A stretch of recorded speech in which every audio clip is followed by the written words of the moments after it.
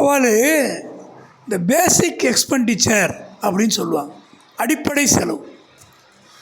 அதை குறைக்க முடியாது, அந்த மாதிரி ஒரு செலவு. இப்போ ஒரு ஃபேக்ட்ரி இருக்குது, அதை ரன் பண்ணாலும் ரன் பண்ணாட்டியும் ஒரு குறிப்பிட்ட செலவு இருக்கும். ஃபேக்ட்ரி ஷடவுன் ஆகி போச்சு, அதனால் எம்ப்ளாயிக்கு சேலரி தர முடியாதுன்னு சொல்ல முடியாது. 10 நாள் ஃபேக்ட்ரி ஓடலை, ஏதோ ஒரு மிஷின் ரிப்பேர் ஆகிடுச்சு, ரெக்டிஃபையர் வீணாக பிடிச்சி, இல்லை ஒரு டிரான்ஸ்ஃபார்மரில் ப்ராப்ளம், அதை ரெக்டிஃபை பண்ண முடியல.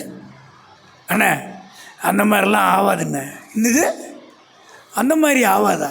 அந்த மாதிரிலாம் நீ கற்பனை பண்ண முடியாது கோபாலு.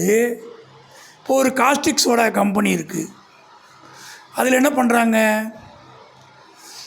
நம்ம சால்ட் இருக்குது இல்லையா, அதை தண்ணியில் கரைச்சி, அதுக்கு பேர் பிரெயின்னு சொல்லுவாங்க. அதை சேச்சுரேட்டரில் போட்டு தண்ணி வச்சு ப்ரிசிபிட்டேட் பண்ணி தேவையில்லாத மண்ணெல்லாம் கீழே இறங்கிடும்.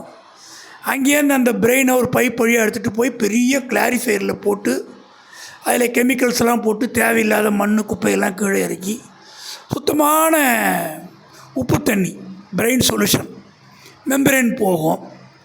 ஆனால் இதெல்லாம் தெரிஞ்சுக்கிட்டு நான் என்னென்ன பண்ண போகிறேன்? கோவாலு, எது எப்போ உதவும்னு சொல்ல முடியாது. நல்லா புரிஞ்சிக்க. ஒரு சின்ன ஈரக்குச்சி இருக்குது, பல்லில் ஏதோ ஒன்று மாட்டிக்கிச்சு, ஈரக்குச்சி உதவும். இப்போ நீ இதை கேட்குறதுனால உனக்கு என்ன கஷ்டம் சொல்லு. நாளைக்கு இதை நீನು யாராவது கேட்கும்போது சொல்லலாம்ல.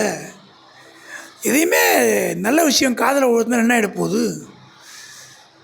என்ன செவியில் கேட்குறது அவ்வளவும் நல்லது.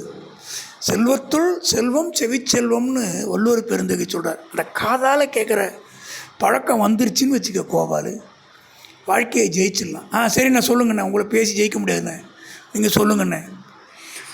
அப்போ போகும்போது என்ன, அங்கே டைரக்ட் கரண்ட்டு கொடுப்பாங்க.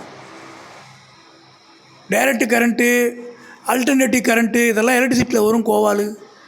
அண்ணே, எனக்கு கொஞ்சம் ஃபிசிக்ஸும் பிடிக்காது, மேக்ஸும் பிடிக்காது, எதுவுமே பிடிக்காதுண்ணே எனக்கு. கரெக்டு தான் விடு. சரி, தெரிஞ்சுக்க. டைரக்ட் கரண்ட் நல்லது கெட்டது இருக்குது, அதெல்லாம் ஒன்று சொல்ல தான் போகிறேன், கேட்டு தெரிஞ்சுக்க. என்ன இப்போ பிடிக்காதுன்னா எனக்கு காதில் வாங்கக்கூடாதா என்ன? வாங்கிக்க. அண்ணே, நீங்கள் சயின்ஸு கிளாஸ் எடுக்கிறதா இருந்தால் எனக்கு கொஞ்சம் முக்கியமான வேலை இருக்குண்ணே, நான் போயிட்டு என் வேலையெல்லாம் முடிச்சுட்டு வெட்டியாக இருக்கும்போது உட்காந்து உங்கள் சயின்ஸு கிளாஸை கேட்குறேண்ணே. சரி, அங்கே நடந்தது சொல்லத்துக்குள்ளேயே நீ கிளம்புற. சரி, நீ போயிட்டு 10 நிமிஷம் கழிச்சே வா, நான் உனக்கு தெளிவாக சொல்கிறேன். சரிண்ணே.